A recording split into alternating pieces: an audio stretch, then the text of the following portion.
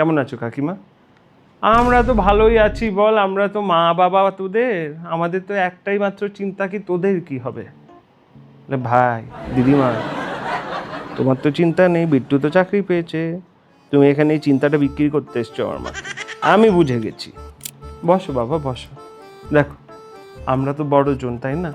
হ্যাঁ তাই খারাপ লাগলে তো হবে না, তুমি বলে দেবে, মানে তুমি খারাপ কথা বলবে তার আগে ডিসক্লেমার দেবে যে খারাপ লাগে হবে না, মানে গালে লাগলে হবে না এক চাপাটি মারবো ওরকম একটা ব্যাপার। And she is expecting me to say না খারাপ লাগবে না, তুমি যা ইচ্ছে বলো।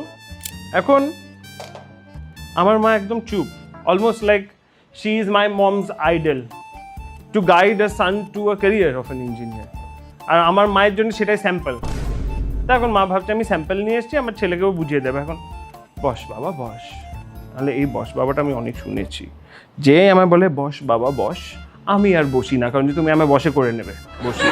তোমার বস বাবা বস ইজ বস।